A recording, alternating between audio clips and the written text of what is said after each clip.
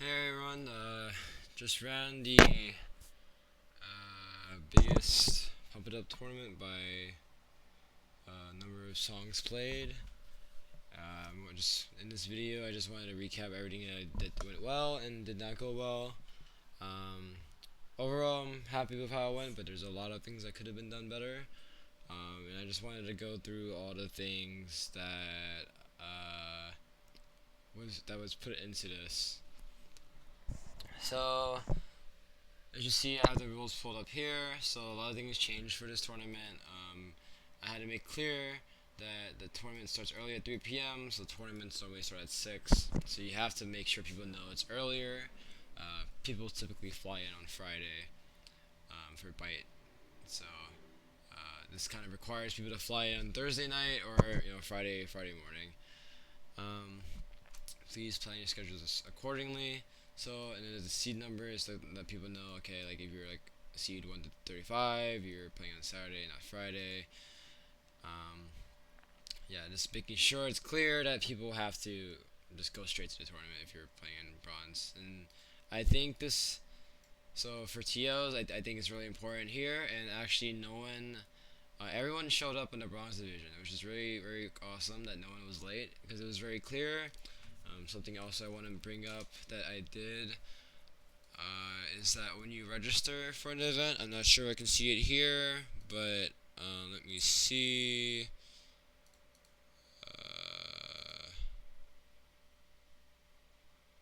I'm just gonna put myself. Is a fun puppy in this? Yeah, it's my dead name. Um, oh, there's no note here. But anyways, on registration on Start.gg, I put a comment on the actual event itself, so that when you go to registration, it also says qualifiers are due by this date here, and everyone will be playing at 3 p.m. so people can know for sure. It's harder to miss. People may miss it because some people can't read, unfortunately. I can't sometimes too. You just have to make it clear. Yeah, you'll have a cap of 110 players. So yeah, this is the biggest Pump It Up tournament in the US by player count, and then the biggest ever. I think probably any dance game ever by the song count, like purely on song count, just because of how many songs people played. I'm not sure. I think that's true, but I could be wrong. Um, because each player played 8 to 10 plus songs. Um, so yeah, players are who are late by more than 10 minutes will be disqualified. Just making sure people come on time, and then qualifier submissions too. So the thought behind qualifiers is I'm not using Phoenix rating. Every other TL uses Phoenix rating. The problem with Phoenix rating for qualifiers is that just because you played a harder song, you get seeded higher typically. Like score doesn't matter as much. Like the where you get seeded is based on purely on the song you pick and not necessarily how well you pick. So I adjusted qualifiers, the formula for qualifiers, which I'll talk about later. Um, Anyways, yeah, making clear that there's no on-site qualifying. So before in tournaments, there used to be on-site qualifying, but it's not anymore. And then normal judgment. So the thought behind normal removing HJ. So every year before this, HJ was put into pro play.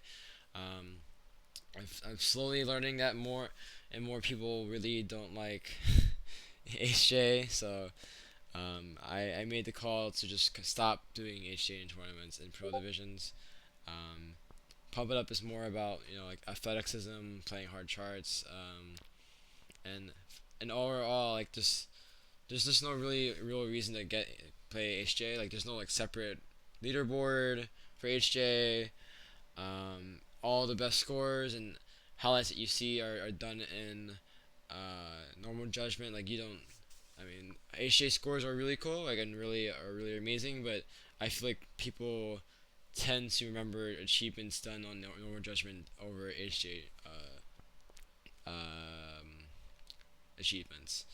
Um, then yeah, standard elimination and ban first, card draw later in the document. So yeah, in this tournament we did a ban first. So we only ban starts and then you protect afterwards, which we'll talk later. And then on all stages of tournaments, players will begin to given 2 warm-up songs on a side warm-up cap before the match. No warm-ups will be given on the tournament cap. So in this tournament, um, yeah, people will be warming up on a side cap, and then they just start. It's just for logistics reasons. The way to save time is have people make sure they actually warm up. So people who don't warm up or forget to warm up, like will just so they won't suffer. And then yeah, of course, for different prize pool distribution. And then I have the schedule. So here, this is not. This is just a standard double elimination waterfall that you see in any tournament. But what I do that's different than other tournaments is I actually split up the waterfall into different divisions. So like people like feel like it's like kind of more of a game. Like people actually want to be higher. Like okay, I'm like oh I want to be gold. Like, or it could also be used to just like see how you've improved compared to other players. So like, oh, last year I was at silver. Oh, this year I was gold. Wow, I'm a lot better than the overall average player. Like people want to know and see how they rank against other people, and I feel like adding medal ranks that you just see any average game is really useful. Is really cool.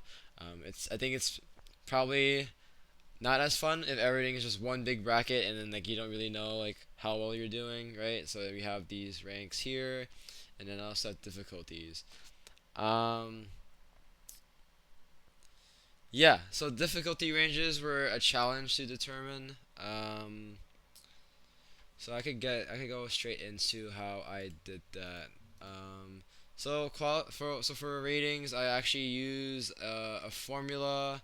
Uh, let me go into qualifiers first. So qualifiers are used to determine difficulty ranges, and I'll get into that in a little bit. Um, and also for TOs, it's also important to note that things are subject to change. uh, Make it very clear. Um, there used to be an asterisk here that said like projected difficulty, but then once it was following, it was just changed the difficulty. Forgot to remove the end part. So qualifiers. So play and submit at least 3 qualifiers that best suit your skill level. So pump tournaments typically there are 2 qualifiers, but this year we're doing 3 because there was concern that if you're just really bad at one qualifier, then you'd be underseeded. So we're just doing 3 instead of 2. Um, so I made a note here, like okay, play 3 qualifiers, play the hard song you can pass, and then if you try really hard, and then the 2 qualifiers under that. So let's say like this is the hard song I can pass, and I would play this song and this one, typically normally. Yeah, I want to get into this unique scoring rating system because okay, so like yeah, Phoenix scoring had an issue, so my method was just coming up with this very basic score rating system for qualifiers. Uh, I want to give a big shout out to Dr. Murlock for creating this website for qualifiers. So basically, there's like a submission page here where you submit your qualifiers on a website, and then you type in your own score, and it populates here. And yeah, you can see like oh, this is the first best song, second best song, and third best song. It's really cool. You can see the photos. I want to give a shout out to him because this is a lot of work and this is like really useful. Um, Before TOs, I maybe some TOs even now. Some people just pick photos and they update a Google spreadsheet. Um, but actually now we just have people submit them and you don't have to enter and update the spreadsheet anymore. So I'm happy this is all automated. Before we didn't, and I think that other tournaments other tournament organizers who are interested in doing something like this, it's available. I'm not sure if you can not if you can use Phoenix rating instead of this, but right now it's built for the score rating system.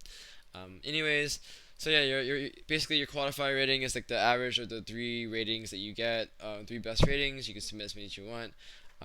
It's important that for me, people are always wondering if people should pass or not pass. So in tournament play, the logic here is like, okay, in tournament you don't count the pass, so why do you have to pass for a qualifier? So that's why passing is not required. And then normal judgment is required for all submissions. It was important to include this because someone in a past tournament submitted a qualifier that was all an HJ and they were severely underseeded, and we just sort of let them do that, which probably wasn't ideal. Anyways, scores must be from before April 19th, which is the day I sent out these rules. So your qualifiers, and then yeah, I just had this nice like reference table. People were like, okay, what do I need for this and this? You don't have to go to a calculator. You can just look at this table. So if you're wondering what I use for graphics like this, where I screenshot and make these charts, I use uh, I use a site called Whimsical. This is where all my graphics are. You can see BITE7 format, qualifiers. Yeah. Yeah, and I made this flyer for people. I actually printed like 100. I went a little overboard. Printed 150 of these for each participant, but because it was pretty busy and hectic, I uh, I actually didn't hand them out. But this would have been super helpful for participants to read. But yeah, we'll talk about the volunteering distribution separately. Okay, so yeah, waterfall decisions. We uh Yeah, so something that was really important to me, which I want to make sure no other tournament does this, is single elimination waterfall is extremely unfun experience. If you plan on doing single elimination waterfall, I would recommend to not do that if you could. Just I know if you're pressed for time, if you need to get a lot of people, you only have like one cab, it's I guess you kind of have to too. But it's playing one set and then just that's it. No matter how many songs, like okay, you can say okay, well they played 4 songs, that's like a lot of songs. Playing just one match of anything, no matter how long it is, and then that's it, is not a satisfying experience. So in this tournament, we do a double elimination waterfall stage. Um, and then I can also go into detail as to why I do this specific method of doing double elimination compared to some other tournaments who do, I think, a pool of 6 players and losers, and then 2 goes on for there. Um, it's just like uh, just a slight like preference thing, I guess. But so okay, so anyways, required draw. So we're gonna draw 11 songs, and then you ban in 1, 2, 3, 4, 5, 1, 2, 3, 4, and then 4, 3, 2, 1. So the reason why we have 2 bans instead of one ban phase is because I think having just one ban phase, meaning like what people would normally do is ban, ban, ban, ban, like one ban each person. This makes the card draw extremely in the favor of the first seed because he based the first seed. They basically decide the 3 songs that they're gonna play, and and that's a really really big strength. To counterbalance, um, yeah, to counterbalance having to counterbalance having the OP ability of banning last, we have them ban first, which is basically like a throwaway ban because uh, you don't know if someone else is gonna ban that already, like, or like someone else is probably would have banned that if you were to ban that first. So it's a little hard, and also like it bounces that way, and then also each person gets 2, so they have more say into and more impact into card draw. So they more like say into what they will be playing. So here, yeah, and then just overall, this went really well. It's funny because people play a game of chicken, like, oh, they won't ban that. Oh, they will ban that. I don't have to ban that myself. Someone else will ban it, and then you have very interesting card draws, which is really funny. And not really. I mean, it's pretty cool, and it's pretty. It goes for pretty interesting tournaments. Um, so yeah, they played 3 songs in that order. Yeah, this is just like a graphic for people to explain what they're gonna expect on the tournament. Um, so warm up. After completing your card draw, the pool will be signed a set of point build up caps to warm up. Each player will be given 2 warm up songs each. In this tournament, there will not be any warm up on the actual tournament caps. You may not warm up on a cap not assigned to your pool. So the reason why I say this is because I don't want like okay, 7 and 8 are definitely worse than caps number 5 and 6 in general. I think no, actually, 5 and 8 were not great at the tournament. Anyways, yeah. So I just want to make sure that people are warming up the cat they're assigned because if I say, oh, you warm up on 5 and 6, and people are in 6 and 7, it gets a little confusing. Um, just making sure people know, like, okay, please go to these cabs, don't wander off. Yeah. So here, Yep, you warm up here with 5 and 6, and then after they get 2 warm up songs, you go to your tournament cab. So the reason why I say specifically two is like my expectation here, which wasn't exactly right, was like people would just play 2 songs and then they'll just wait by the cab they'll need to play on. Unfortunately, people didn't really realize that, I guess. So some people would wander off, and it'd be a little hard. You have to get people like to grab people again and do the tournament. Um, so there probably should be someone who just like makes sure like all the people are in the right place at the right time. Um, so one thing, I'll talk about this later for volunteering positions. Yeah, so there's also like there was a bunch of volunteering logistics and different roles that we had to plan for this event, which I will go over separately. So yeah, they warm up here and then they play in their tournament matches. So when it's time to match, a volunteer will call you over and direct you to your pool's tournament cab. The first and fourth seeds play within your pool, play all songs together. Afterwards, the second and third cab will play together, and then the first seed will have pad cab choice. Uh, Pad or cab choice and pad side choice. Second seed will just have pad side choice. Okay, I think I made a typo here. People would just play at the same time. Um, Before it was gonna be within uh, yeah, it was gonna be within one set of 2 cabs, but then we kind of each match was gonna be one cab, but then we split it into two. Just for logistics reasons. Okay, I guess I can get into that too. So it is challenging to run multiple cabs multiple matches simultaneously. So the fewer matches that you have at the same time, the better. Because if you have a blocking match, like okay, let's say someone's in the tournament and they have to play, then you can play because you have fewer matches going at the same time. You have more options um, to grab another match and play that match instead if you are blocked on a match. That's the reason. That's the thought behind having people play across 2 cabs and just one, because this way, instead of having 4 matches go at the same time and then one of these 4 matches is definitely gonna be blocked at some point, right? So now we just have 2 matches at the same time with the same efficiency as if 4 matches were playing across these 4 cabs, without the issue of being blocked on a match. So yep, and then this is just the graphic. So just explain the point system. So some tournaments do 4-3-2-1. The problem with 4-3-2-1 is that a player can win 2 songs and not make it out, which is I feel not the greatest. Um, Basically, just having 5 points instead of 4 points for first place just basically guarantees that someone who wins 2 songs just wins, because I feel like that just makes sense, right? You win two out of three out of everyone in your pool. I feel like you're probably I think that's enough to say that you're the best in the pool. I don't think you have to do well in every single chart. So that's the reason why this point system is 5-3-2-1 instead of 4-3-2-1. But yeah, so players with the most points moves on to the next pool on the winner's side, and other 2 players move on to the loser's side. If you get eliminated on the loser's side, you will be knocked out of the tournament. In the event that 2 or more players get the same number of points, their tie will be broken by total score of the 3 songs within the pool.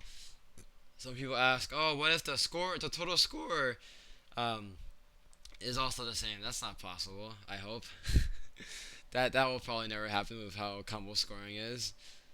If there's a tie of like, oh, everyone in the pool got a perfect score, that's a problem with the difficulty ranges. So that's the highest that's the furthest I go for tiebreaker.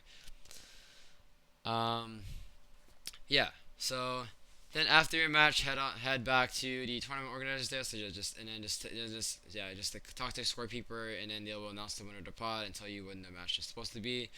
Yeah, the scorekeeper was supposed to announce the winner, but I think that people weren't told to go to the scorekeeper. But I mean, people eventually knew if they were or not, I think.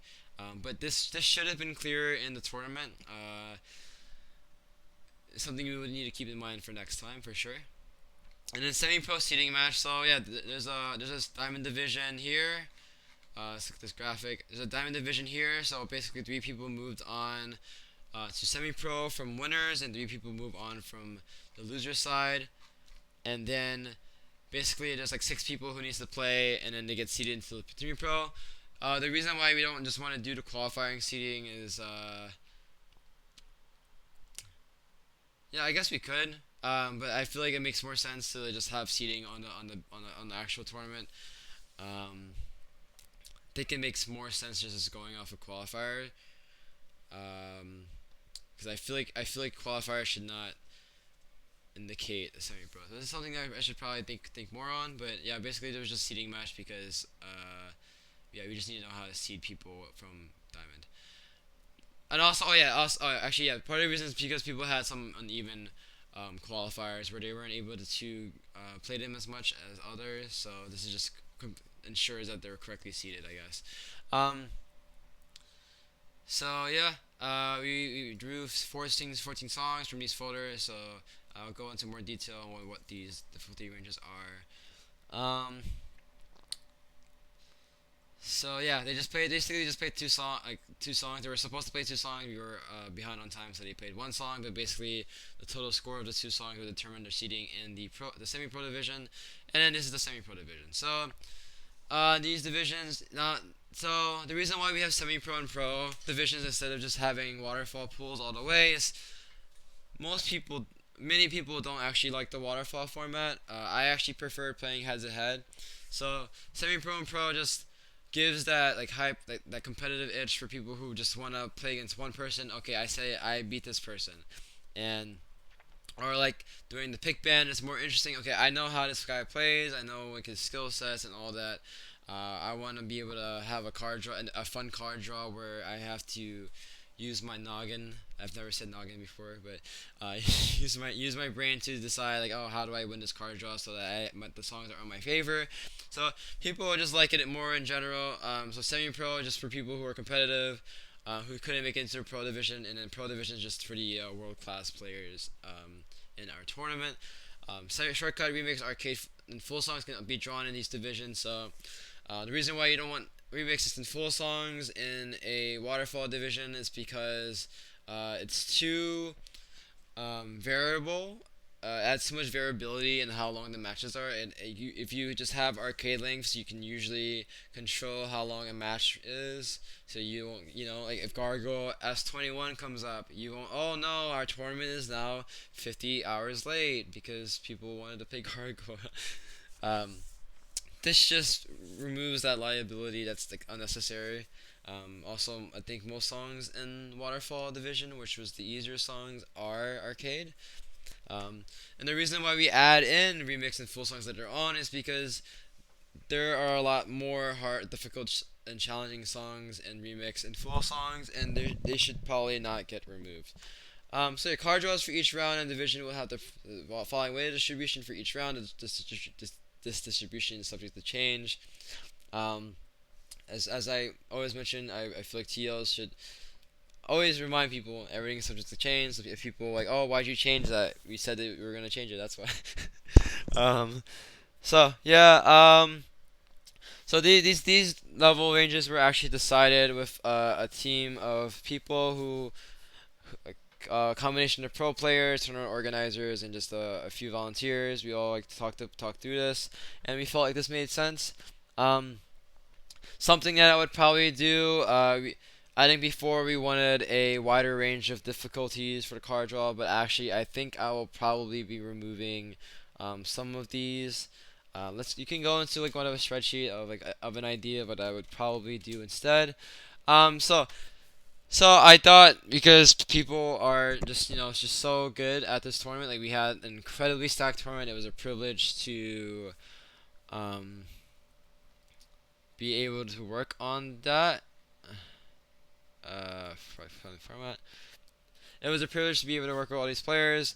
Something that I feel like was an issue is like, yeah, I feel like I would likely just remove these lower range difficulties here, and then I also would remove the higher range difficulties sooner.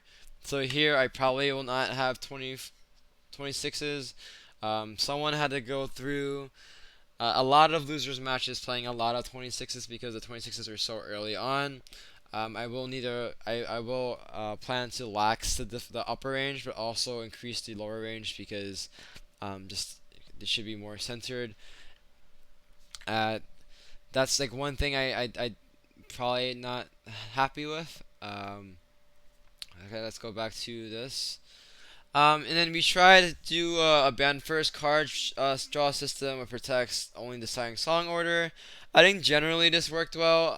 Just the unfortunate thing is like no one like I feel like people should be able to play like songs that they like playing. And this one basically like um, people just play the songs that both players don't want to play, I guess.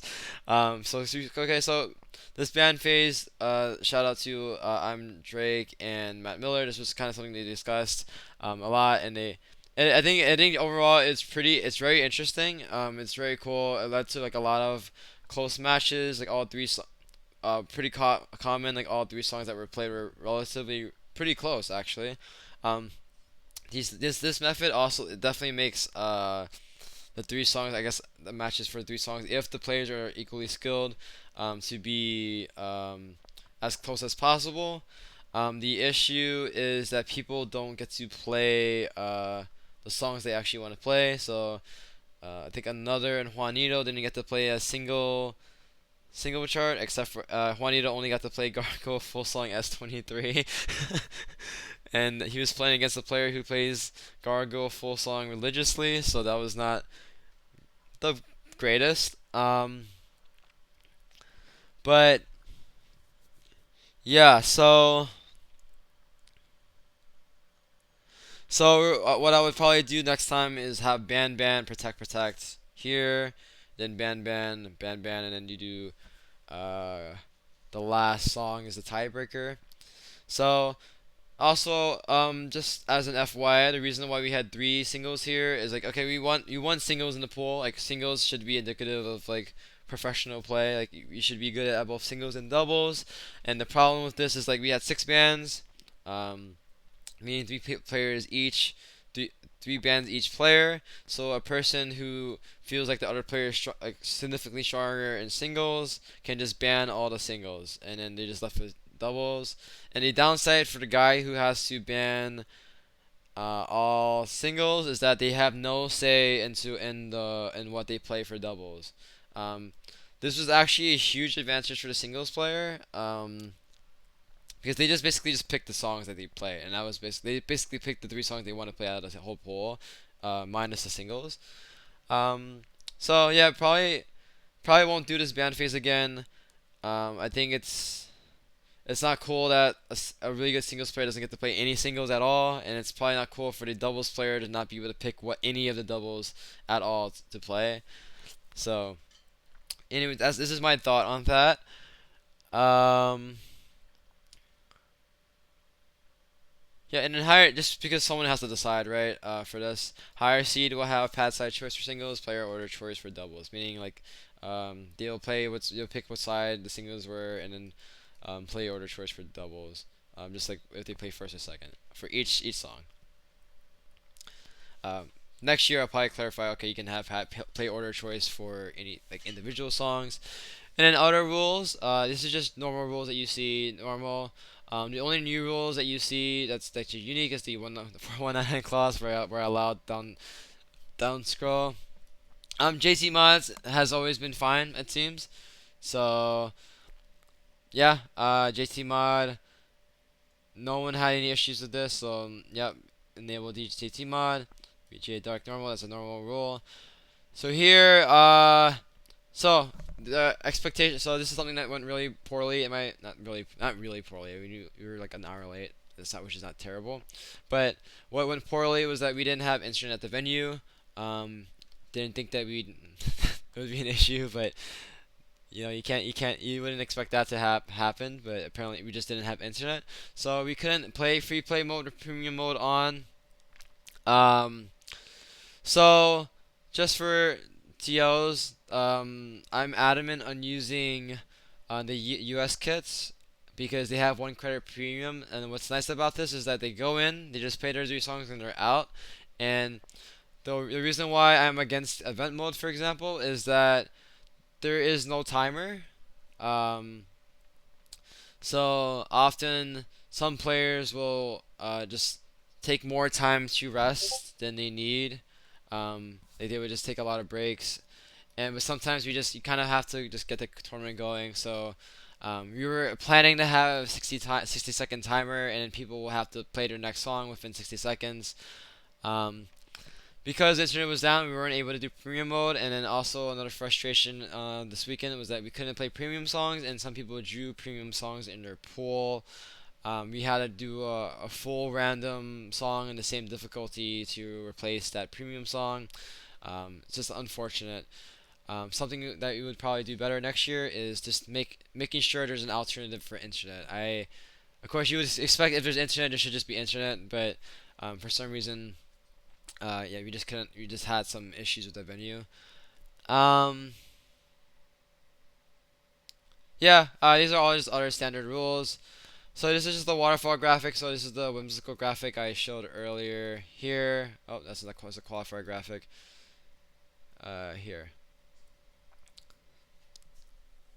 Yeah, so this is just a graphic. So now I want to go into more of why we have this specific iteration of the waterfall format over like that the redemption pools that people like to do, like where six losers just get grouped in the pool and then two move on. It's a lot simpler to do if you wanna just do it uh in like start.gg. It makes the pools a lot easier to set up, but I'm not a fighting game player. I'm relatively new to tournaments still, like 2 3 years, and I just despise Start.gg for their inflexibility for their tournament formats. So here I had thanks again, shout out to Marlock. We had a unique waterfall format where if you get eliminated a second time, you really do just get out. So the problem with Redemption Fools is that you can um, get knocked out, get put back into the pool, get knocked out, get put back in the pool. You can do that like 3 4 times. Here, I wanted to make sure people just get knocked out twice, just for logistics reasons. I think it's slightly more efficient this way, actually, from a logistics perspective.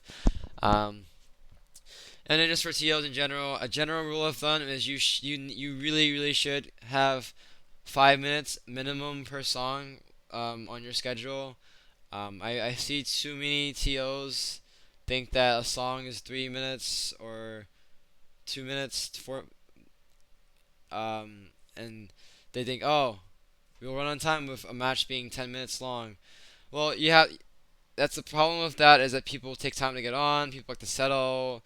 Some people have like they want to like mentally prepare for the song and then start the song. So you can't.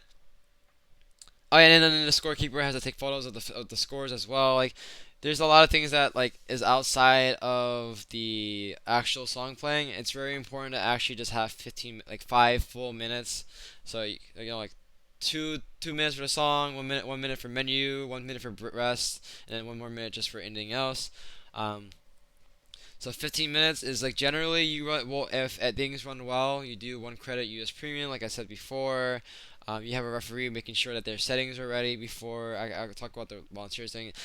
15 minutes is more than enough time. You will likely run over. You will likely run if you're running efficiently and well. You will likely run ahead of time, which is great because now you have a buffer time if there's pad maintenance or there's a match conflict. That's also why you want to bake in extra time. 5 minutes per song is always a rule of thumb. I would say this for DDR and maybe I don't know how long songs are ITG. If they're as long as DDR, I would say that for ITG as well.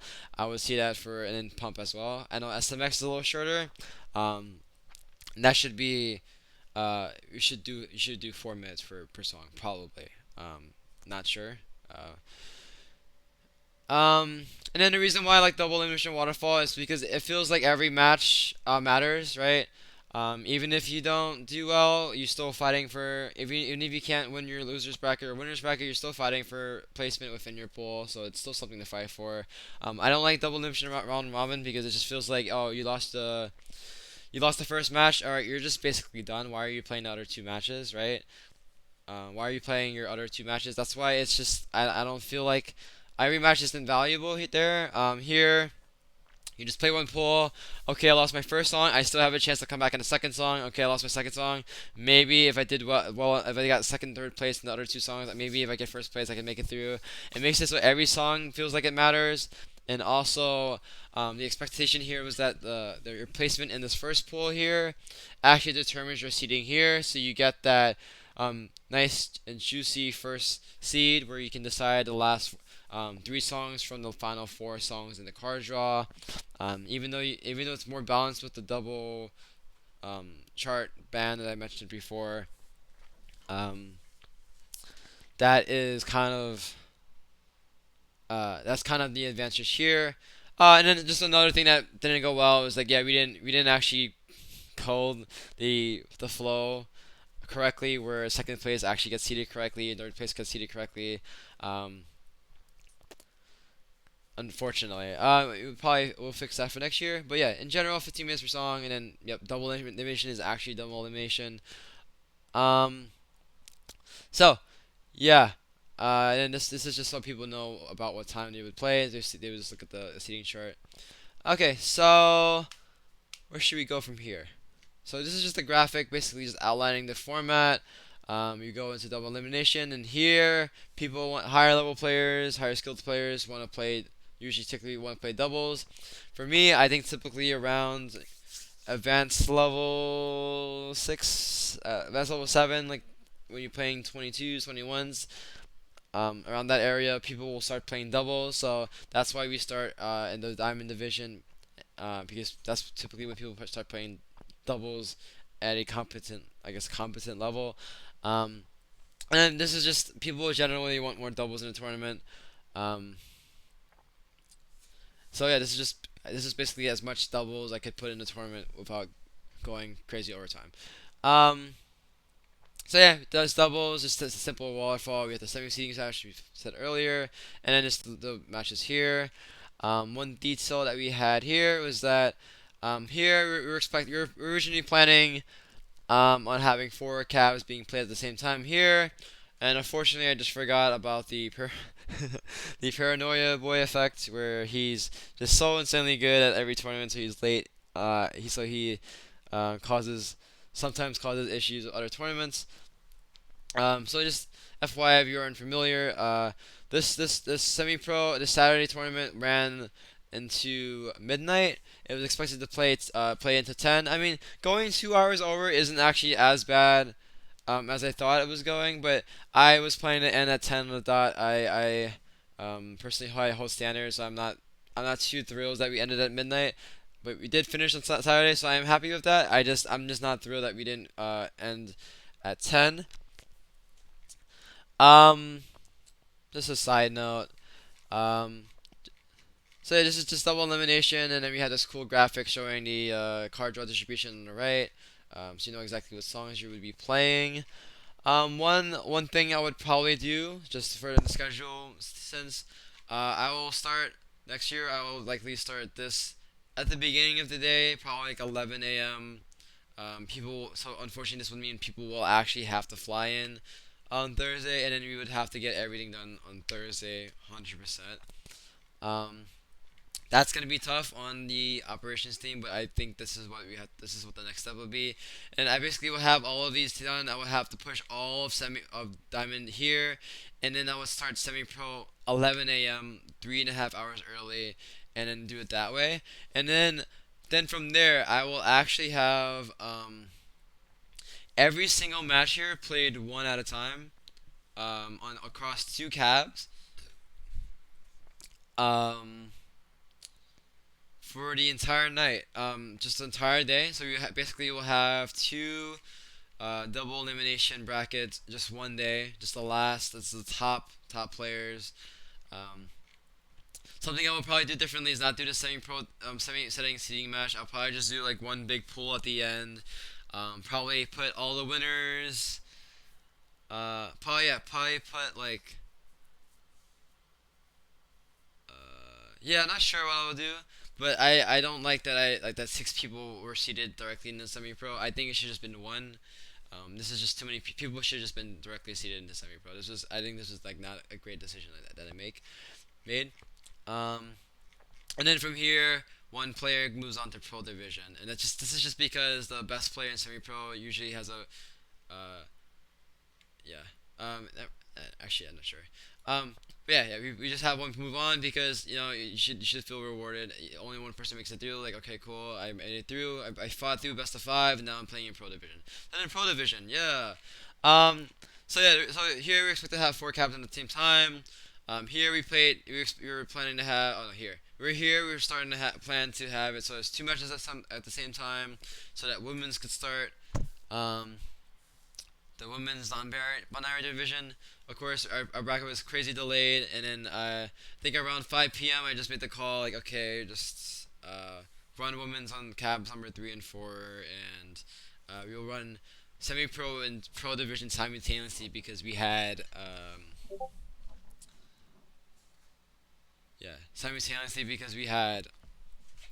so many blockers due to the paranoid boy effect. Yeah, what I can do here is like I just shift semi pro to like literally the beginning of Saturday, and then our thing would be just be better.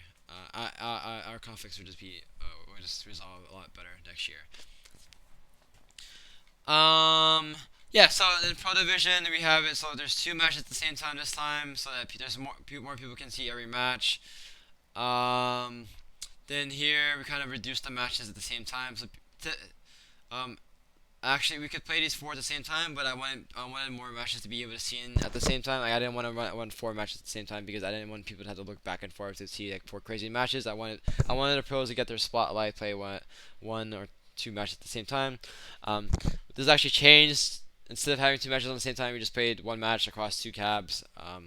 This was just adjustment that we made halfway through the semi-pro division. Anyways, yeah, and then we had grand finals. So yeah, again, this was just too hard, probably. And then I think I would change the lower range of doubles. Um, so just going into all the logistics that went into this was just pretty insane. Okay, one more thing I had. Okay, this is actually just me drafting up the initial thing. So now we're out of the rule section. So now we're gonna get into the background of what everything was here. So picking qualifiers, I wanted to make sure that every set of three qualifiers had tested different skills. So I wrote down the chart and then the skills, and then I had to pick qualifiers that were not changed in Phoenix. Next year, I will likely not support XX qualifiers. You will have to go to the Phoenix cap because it's just too many changes to every chart. It's very frustrating to find a chart that has no changes because 90% of charts change for some reason, which is kind of crazy. Anyways, yeah, every set of three qualifiers we're supposed to test different skills so you can see holistically how good of a player someone is. Yeah. Um, so yeah, and then average three. Yeah, so we took the average three of the best songs, and then to me, I feel like this was actually a very good gauge of 1 second. This was a very good gauge of how well someone did. Actually, very few people made it past multiple polls. There were a few people who were just like slightly underseeded, or the card draw just went in their favor, so they like every time, so they advanced two or like two pools instead of just one. My goal was to advance one pool and then they lose. That was the goal. There's like three or four people who like aren't singles players, but then got to play doubles and things like that. It's like that's a little hard to account for. Um, that just kind of happens sometimes. And then yeah, I'm not yeah, and then about the qualifiers, like this one, Southern Romance, the problem what I did was like I watched the charts of these qualifiers, but I didn't actually play these myself. So if you pick qualifiers, you really should just go after you pick the songs, you should play it yourself. You have to play it yourself. I didn't do that. I made the mistake. Play all your qualifiers. Um, I hate after this. I regret this one. I hate this one. I hate this one. I hate the Uh, oh, yeah. This just. Oh yeah. Yeah. This used to be ultimatum actually, but then you changed this, but we didn't realize that ultimatum had a stop and go gimmick that was removed in Phoenix, and then we switched it to Yogg. I was wondering what's going on there. um. Also the old gimmick. Oh yeah. Also the old qualifier for um. Yeah, the old qualifier for the 17 was Tritium, but then they also had a thing that was changed. Um, so yeah, Black Dragon, yeah, it has an awkward side twist. Terrible. I wish I no one that doesn't come up often. I wish I didn't do that. This also has a weird side twist in Janus. I wish that was fine. That qualifier is fine. Um, Necromancy, yeah, maybe it's very tricky. So I picked Necromancy because I assumed that I underestimated how stacked this tournament was going to be. I assumed people who would just mash the ending would be able to qualify, but it turns out that people actually would have to twist for the most part to even score well enough to get there. You had to get like a 960k even to get it to just diamond, which is pretty crazy. Um, Probably would have changed out D23 with some other thing that's like more straightforward and standard. Um, then this one, I'm not sure. I'm still debating on whether there should be an S24 and S23. Most people weren't able to play this correct. Like, I'm able to put this in their top 3 song ratings. I think the issue there was that, but it was sorry, actually, but it was helpful for seeding like the top, like to top pros, like the world, like the top 8 seeds. It was very good for that. So I think this was probably correct to do. I'm still kind of debating in my back of my mind, but I maybe we should just add an S23 qualifier as well instead of this. Like just add one like this here. And then yeah, this D25 qualifier perfect difficulty. You don't want people to PG it. And then everyone is able to play it and have it in their top 3. So Re-End the Dream, I think this was a great qualifier. Everything else was great. I think all these were good. Just this was too hard and this was awkward. And the mistake I made there was that I did not play the qualifier before I actually um, did it. So yeah, oh, it's kind of funny here. Okay, so here I have pad number signs in all bold because remember this graphic here. So if you notice during the tournament, I had these pad signs on the floor because I had, fortunately, thank God, I had the foresight. Like, oh my God, there's gonna be 8 cabs. That's a lot of cabs. I'm not gonna have people count the cabs every single time. So I just wrote, I had someone print out a Beast and East pad number and then I just taped it to the floor on all the cabs. That really helped people. Um, um, Identify where they're going to warm up and then when they're going to play. So that was very useful, which I'm very happy about. Is there anything else that I had on here? Yeah, this is just actually background. This is like a sheet that I had. I met with like Matt Miller, other other good players, Matt Drake, Murloc. I just had like a TO meeting. We discussed a pick ban. Um, this is just moving things around, so you can just ignore this. But I already talked about pick bans before. So yeah, and then for seating, a lot of things were hand seated. So if you had, I actually came up with a thing with like if it seemed like someone may or may not have been doing their qualifiers properly. So typically, I don't want to call anyone out. I mean, it's just some people don't have access to a cab, but typically if someone gets all S plus on their qualifiers, they would probably underseeded. So there's an example. Yeah, these 2 players were an example of like people who got an S on at least an S in here, and they were definitely underseeded if I hadn't manually seeded them. So as you can see here, both of these players were seeded 10 above. So the way I identify with this is actually like if their third song was greater than like lower than 1 point. I'm sorry. If this and this number, which is the average rating, if this difference is greater than 1, then I actually take the average of their first 2 songs. But however, because because Southern Romance is so challenging, I actually add 0.5 to this rating. Um, if in this case where I manually see it, I actually add 0.5 to the rating if they did not play Janus. So it's basically the average of this plus 0.5 plus sorry this number plus 0.5, the average of that plus 0.5, and this here. So the average of these two numbers basically. So that's what I did for manual seeding. I had to seed manually multiple people like MCAP, Doof, Jerry, yeah, just multiple people who had us. Uh, yes, yeah. There's quite a few manual seeds. It's important to manual seed because like the goal is like people don't feel like, oh, what the, why is this guy doing my pool? He's destroying everyone. It's just like not. This is not an enjoyable experience. So having a good qualifying experience is very useful. Um, yeah, and then the issue. So for example, okay, just an example like the issue, and then again the issue with the Phoenix rating is like if someone plays the S24 qualifier, it shouldn't just be they play the S24. Okay, 20th seed, 10th seed. He tried it once.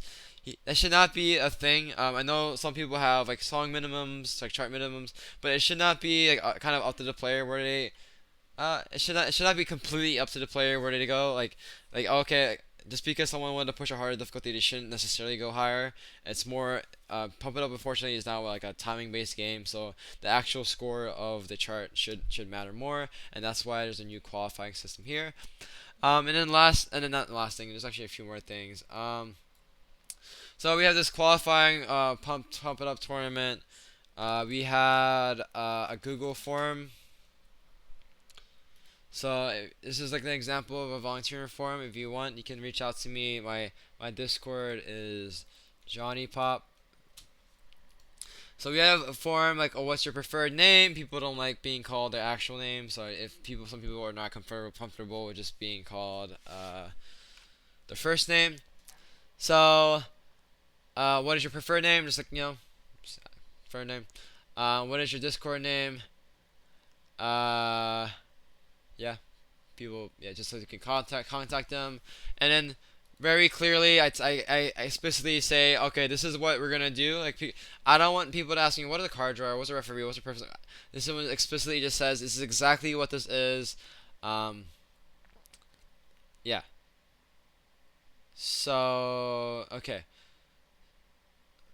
Yeah, it just gives them just the roles. So this is how the roles in the tournament was split up. There's gonna be a card drawer, a referee, a person wrangler, a scorekeeper, a utility, and stream anchor. Next year I will definitely be adding two more roles. Let me go through what these do. I mean, okay, it's just straightforward. Card drawer just draws the songs, um, according to the rules. Referee, um, well, just like okay, they will direct players from the warm up, people who are warming up to the club, and then people are following the rules. People are getting their settings done before the song, and then they take score photos, and then send them to the scorekeeper. Person wrangler, they just grab people like, okay, I need this person, grab this person for me. Um, Scorekeeper writes down scores sent from referees, announces the winner, placements to participants. Utility, just anyone. So people need to use the bathroom, right? People have other matches. People have their own lives that they need to suddenly go do like in the middle of the day. If someone has to like, oh no, my flight is delayed 3 hours. I can't make it for I can't make it for volunteering. Okay, you have someone to cover for you. So this tournament we had 2 to 3 utility in the backup in case one of these people can't um, uh, come and volunteer for the role. And then we have stream anchor, just person who just commentates. There's just some guidelines we went over. Holy shit, this is 54 minutes. Anyways, so yeah. Yeah, it's been quite some time. This didn't go like an hour and 30. Oh my god. Alright, so what I need to do next year, I need to add a stream manager. So someone who like types in, like these players are playing, these are the scores right now, this is the current round that we're playing. It's extremely annoying for a commentator to have to go, oh, what's going on right now? Let me type. It's very distracting, and they can't put their full focus on commentating the tournament. We will have to have a stream manager next time. Next row, I'm not going to.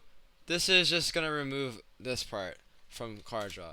That was I did card draw for most of the tournament. I was stressed out. I was stressed out. I am spinning this part. I am going to be spinning this to just head to you. Monitors upcoming matches. Communicates the Merchant Wrangler. Make sure all matches are running well. And plans ahead for match conflicts.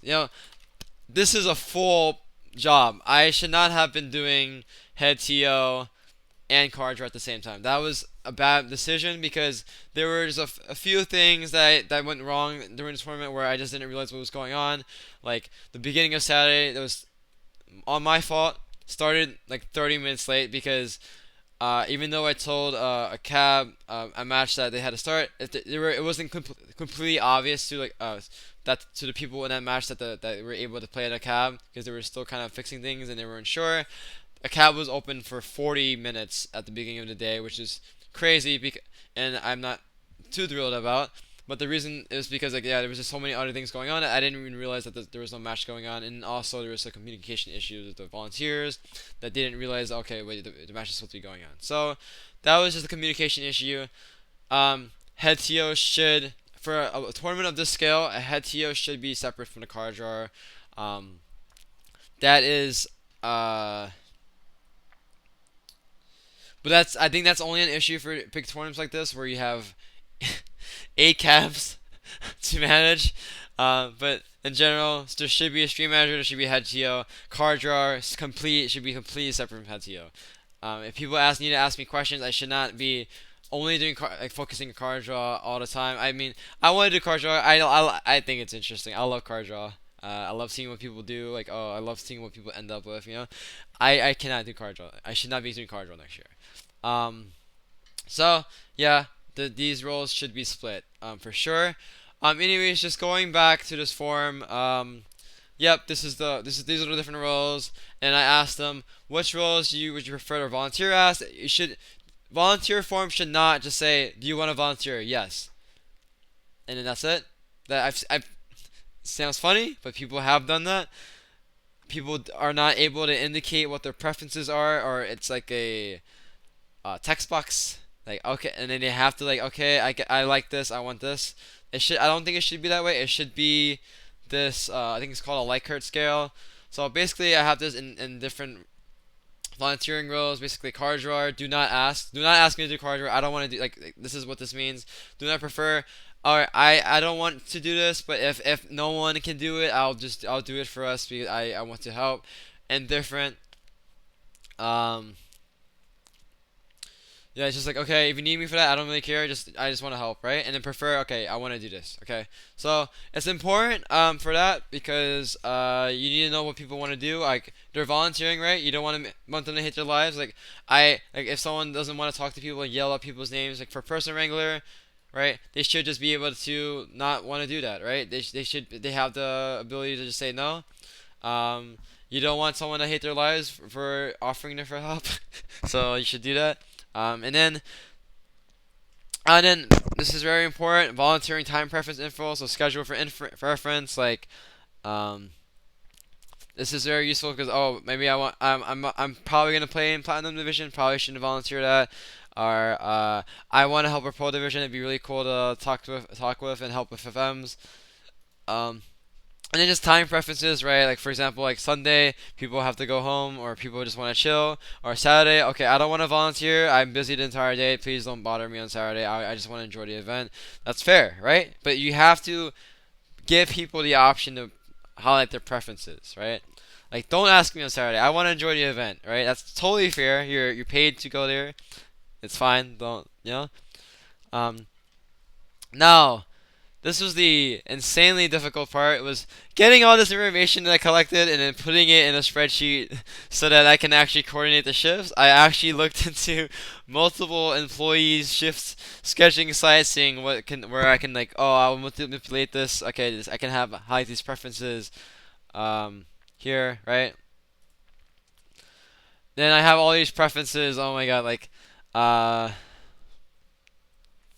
I have all these preferences. Like, okay, this is like, the way I did it was like, okay, they said, so then I use like a formula. Like, okay, if they say do not prefer, if they say indifferent, just put whatever. If they said, okay, I want to do this, highlight this in green. So this is what I did. Is like, okay, this is what people want to do. Okay, let me take a look at this, and then I realized, wait, it's still hard for me to figure out what they wanted to do here, right? So then I had to make this new like sort of like chart for each row. Okay, car drawer for this time and this time. These people prefer this. These people prefer this. Okay. Um, a lot of people wanted to do this, but I was like, okay, no, I want to do car draw. It's alright. But then I should have just handed it off to someone probably. Um, anyways, yeah. Oh yeah. Okay. So this is for okay. Actually, what I'm doing here is I'm highlighting their preferences here for the actual on this side, and then I'm putting their preferences in this matrix, with their time. So this is like okay, this person was indifferent. These people wanted to do card draw. Okay. This person for these times, and then they're also doing it for these times. Okay. They definitely want so typically like okay a perfect match for something for example is like oh, okay they prefer this role and they prefer this time. Okay, let me highlight that. Okay, so this is just the original scheduling sheet. Then we have the scheduling working sheet where okay, I need two people for commentary, I need one person for utility, one person for scorekeeper, I need two referees at a given time, I need one person regular, I need a card drawer. So I took these matrices, I spent an hour or so solving this puzzle to get all the people together. Okay, this is what they're gonna do for this day in this role, and then finally I went to this godforsaken schedule where we finally got everyone together, and then I sort of added the entire team. Hey, are you guys okay with these? Are you guys okay with these schedules? And then making sure there was no conflicts, and then I had to um, double check with their own qualifiers even to uh, I had to check with the qualifiers that they're gonna be playing at the time. So yeah, I had to like look here. Okay, my let's say Eon is playing in platinum. Okay, he's gonna be playing. He's probably gonna be playing around 7:30. Okay, so you probably can't do a roll at 7:30. Okay, I'm gonna make sure he doesn't exit out. So basically, if someone's already assigned enough hours, I just X them out. Also, something that you gotta keep in mind with is not even just the scheduling where you have to say, okay, this is the number of volunteers here. Um, I also was adamant about making sure no one was doing something more than 2 hours in a row, more than 6 hours in a row. Um, so I made sure that okay, there's gonna be breaks everywhere around. So yeah, I tried making sure that people didn't do anything for longer than like two shifts in a row, and each shift was about 3 hours. So in my mind, it was like okay, people won't be able to do anything for longer than 3 hours straight without getting tired. Let's make sure they don't do the same row for 3 hours, or if there's no one else, then 6 hours. Um, so that was part of it. A hiccup and miscommunication that I had was like I didn't make sure that people remember to look at the schedule. Some people just forgot. Maybe they were expecting a ping. That's part of the reason why head TL should be split from card draw. Head TL should focus on also handling volunteer logistics. Okay, we're about to reach the shift time. It's time to manage people. Okay, this person's gonna trade interview. This person's gonna trade interview. A head TL as a separate role, separate from card draw, is very important. I'm learning from this large event. Um, and then also stream manager. We need to have a stream manager for next year. So this was all the work that was that went to volunteering. And then last thing that will probably be useful is the pop it up match conflicts spreadsheet. So you might be wondering, let me delete that real quick.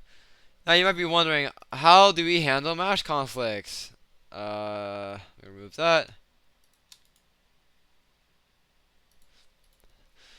So, oh yeah, and also something I wish I did better was like I was just burnt out. To be honest, there's a lot of planning that went into this. Uh, Uh, I should have just put Friday next to this and then the seed number next to this and have people look at the graphic. I thought about this like 5 times. Like, oh, I'm so tired. I'm sorry. I won't just add this. So I just copied and pasted this graphic here.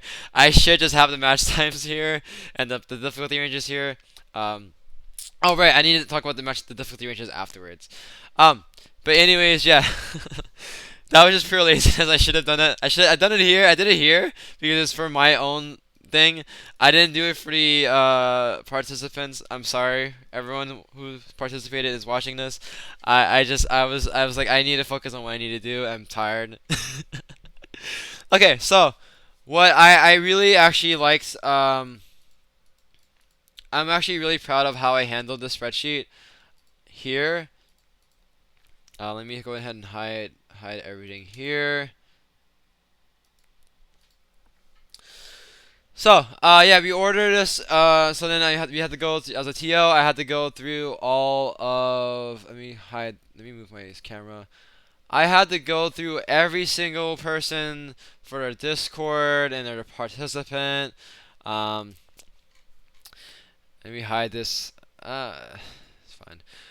You gotta go through every participant and start at GG. Look at what their match conflict is, and then you also need to. And then I scheduled a meeting with the other TOs. I wanted us to plan ahead for match conflicts. Right, we have walkie talkies. We need these people. We need these people. Um, so I wanted to make sure this is something that the head TO should be doing. Me, right? I was not able to plan ahead this tournament because I was just so focused on the next match, which is obviously on me. I planned to, but I was just not able to because the card draw was just such you know a lot of the my duties. But the idea here was that okay, if someone is red, for example, okay, I need to contact whoever they have conflicts with. Okay, they have conflicts with ITG. Hi ITG, I'm gonna walkie-talkie. Hey ITG, I want them to play now. I need them to play. They are starting my tournament. They are playing their match right now. I'm sorry. Is it okay if they play their match now? Okay. Okay, Lightning, you play in 3 tournaments. How dare you? I'm joking. But you're playing in 3 tournaments. Okay. Lightning's playing in an hour. Is any tournament able to play Lightning right now at this moment? Does he have any matches so that I can play him when it is time for his match at my pool? And then people can shift around matches this way. That was the idea. I was not able to do that. I mean, honestly, this actually kind of worked out pretty well, surprisingly.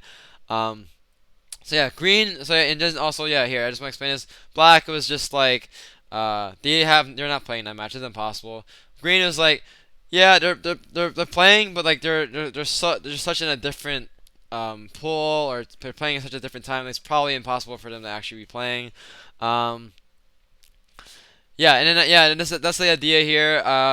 Something I wish I planned this better, but learn. This is this no one I don't think probably no one probably can run a 110 110 person bracket perfectly because it's just ridiculous, ridiculously complicated. But so I shouldn't be so sad down on myself, but I wanted to be perfect. I just have high standards, but whatever. Uh, I'm not too thrilled about it, but but this does exist. We did have this in planning. We just weren't able to execute it because we just had we just not be able to yeah, you should not underestimate the amount of fatigue you will have working 12-hour shifts in a row. Um, and then I think also it's probably important is like no one yeah. I understand that volunteers probably shouldn't be doing something 3 hours, 6 hours in a row. I didn't take care of myself, and I should have. I work. It was like 11 Saturday, 10 a.m. to midnight. Friday, 11 a.m. to 10 p.m. Like that, like 11 hours and then 13 hours, right? You, you as the head CEO, if there's a lot going on, you should be able to have break. You should have someone who can act as a head CEO just for like an hour break. Like, okay, I need a break here. I need a lunch break. I need a dinner break. Can you cover for me at this time? That's something that should have been done. I wasn't done. I just powered through it. Wasn't the greatest idea. Had some fatigue maybe, and then even during card draws, I just like straight up didn't even hear some of the players when they would ban us songs. Like I was like so out of it. But yeah, this was here, and then one last thing was determining the song pool ranges. So for me, people should just play the songs. The We will play the 50 ranges that most players want to play, right? So you might be wondering how were the difficulty ranges determined? So what I did here was I took the average of the first pool here, so let's say 23, and then I take the number here, the rating here, and then I do an exponent of 0.98, just right. And then the difficulty ranges is basically okay. What is let me see.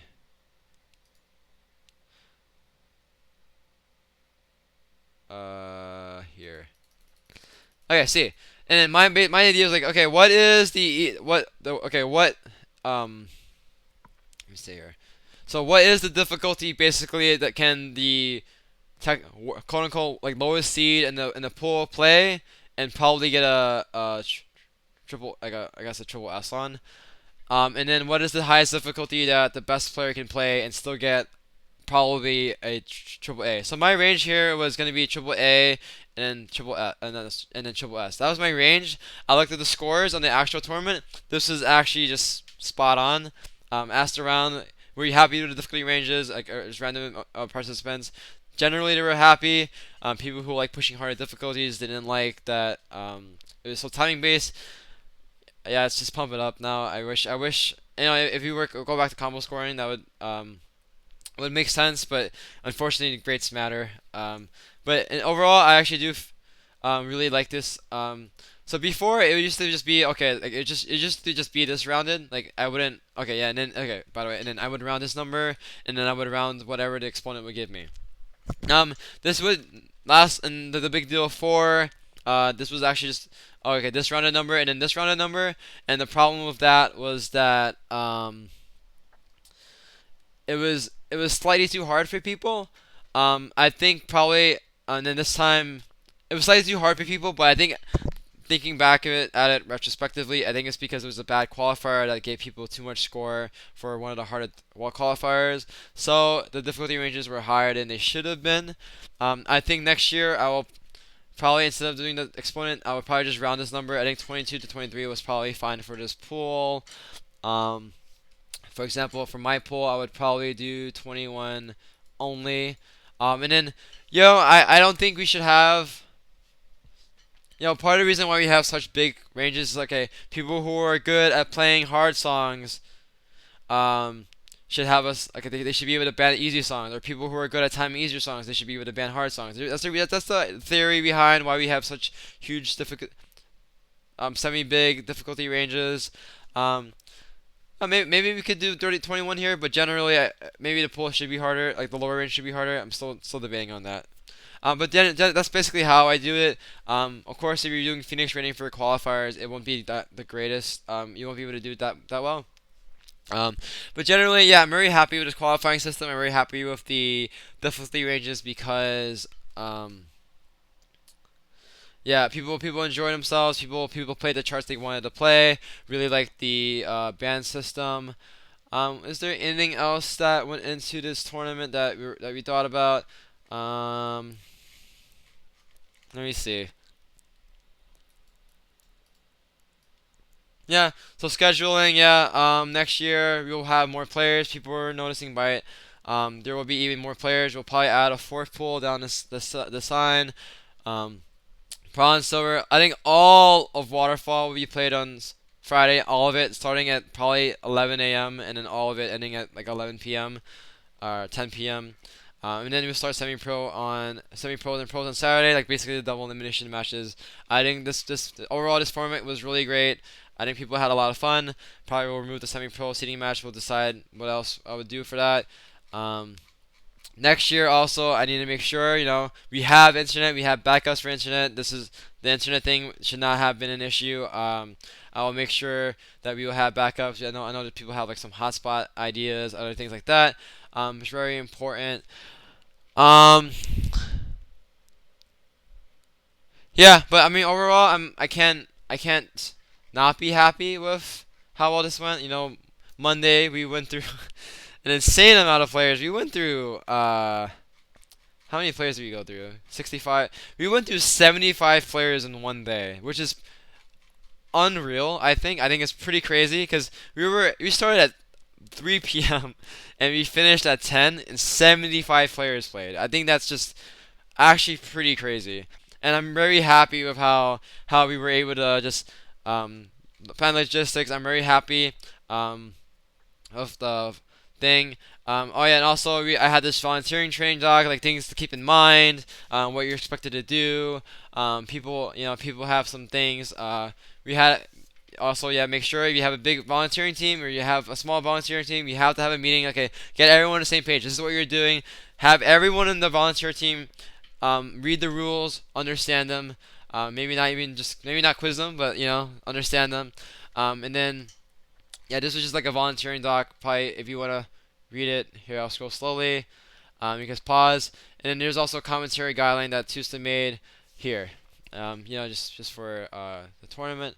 And then one more thing, I want to just give a shout out. Obviously, very thankful for everyone who helped me here because that was like not that was not gonna be possible with just me and like two other people. This needed the number of people that are on this list. Like there is probably not another tournament that needs a volunteer team of like 13 people. Maybe the big deal. I'm not the big deal. Maybe the big one. Maybe the big one probably has that many people because they have so many more people. Um, yeah, but here, yeah, I want to thank Ali, Rio really did like so amazing at getting people. He was getting too many people somehow. Like he was doing so well. I couldn't keep up with him. I really appreciate Rio. Songhog, thank you so much for scorekeeping. Daya, Elixir, Murloc, Mike. Um, Also, thank you so much to Ben, who just constantly stepped in and helped me out. Even when I wasn't asking, he would just offer help and then just like stepped in and be like, as a volunteer, as a referee. I was extremely so appreciative of that. Matt was just amazing. He also just stepped in as referee, like even when he wasn't scheduled to, like all the time. It was just so amazing. Um, yeah, and Matt, like and then people like Murdoch was clearly fatigued as I was at the end, and Matt was just so open to just stepping in. Really, just so thankful. Thanks to all the commentators, Jay and Alan. There was some, yeah. Jay and Alan had to commentate like, for like a lot of the tournament. Extremely thankful for them. They really anchored down the tournament. Jay even lost his voice from commentating so much. Really thankful. Is there anyone else I'm missing here? Yeah, Eon, Alan, Ben, Matt, Kazi, uh, Mike. I'm just naming everyone because I don't want to forget anyone, right? I'm making sure Ryu, Elixir. Really, thank you so much, Elixir. Ryu, thank you. Murloc, thank you. Songhawk, thank you. Ryu, thank you. Alan, thank you. Daya, thank you again. Ali, SC. Oh yeah, SC, thank you so much for scorekeeping. You scorekeeps kept so well for semi-pro. Really appreciate you. You're so smart for moving across instead of just like you just move so you can watch the match and you just type the numbers there. It was so much faster than waiting for the photo. Yeah, I don't know why I didn't think about that. That was really great. Thanks for that. Um, yeah, and then a shout out to all the people who did the uh God, I'm like and then shout out to people who like oh yeah the operations team who like brought in the cabs. Oh yeah, thank you for Ben for modding the pads. I really wanted to make sure all the pads were just amazing. We had some tiny like one sensor was tiny like not great on P2 P1 of pad 4. Pad number 1 was slightly undersensitive, and that's just because we was freshly modded. And the mirror just literally just shipped to us a brand new cab. We just modded it. The tape had compressed like immediately, obviously because people played it on. Probably won't use a brand new cab for a tournament next time, just because just so the modding can settle. But generally really great. Yeah, but I just want to just thank you. I think Batterock, Pack Beast, Murloc. I'm not sure. I'm sorry if someone else helped. I just wasn't part of that team. Ask Murloc for to thank you, not me. I guess I wasn't part. But I do appreciate everyone who helped. I'm sorry. I don't know who helped, but who else helped. But I really appreciate all of you guys who did. Um, and yeah, I I recorded this because I'm tired. I'm just thinking about all the mistakes that could have gone better. um, like Friday was honestly as perfect as it go. As perfect. It was exactly how I expected it. If it wasn't for the internet issue, but Friday was amazing. Saturday, slightly disappointing, but still great. We finished on Saturday, and that's all that matters. And I'm very happy. It's been such an honor to be with a volunteer in Teal, the biggest. Um, it was such amazing to volunteer the biggest Pump It Up tournament in the world by song count, not player count. Hopefully soon player count, not sure, but it was an honor. The reason why I do this is because like I just want a perfect tournament for myself and not only for not only for others but also myself. Just to like um Yeah, I'm not sure why I worded it like that. Anyways, basically, I mean the best tournament for is everyone. Like I want basically what I meant to say was like I want the best tournament that peop that I would want to play it myself. Like this is exactly how I want my tournaments to be run, kind of thing. I don't know why I was saying it. It's stupid wording, but uh, coming off of no sleep from the working this meeting, I just had to say this because I'm just thinking about this stuff. But um, yeah, uh. Yeah, it's one of the best for everyone. You know, it's always motivating to see people like, okay, this motivated to get better at the game. This made me want to play more, get better. Like, oh my god, next year I'm gonna do even better. This is like first tournament experience for people, and then, I want the best experience for people who like paid to travel across the country, across the world, even. Um, and then take time out of their day to participate in a weekend event that they feel like was worth going to. And I really hope everyone who went was really happy about how it went. Um, so I just thank you everyone for coming. Yeah, it's just been an honor. There's a lot to think about. I know this tournament wasn't perfect, and it will be even better and bigger next year. So thanks for watching. It's 80 minutes long. No one's gonna watch all of this, maybe. If you watched all of this, just say like, wow. Alright, what people should say? Type the word Shiba in the comments if you watched the entire video. No one will do that. No one's gonna watch the whole video. It's 80 minutes long. Like, no one's gonna do that. 8 minutes in, okay. So if you did, type Shiba in the comments, and I know I know that you watched it. Thanks for watching. Bye.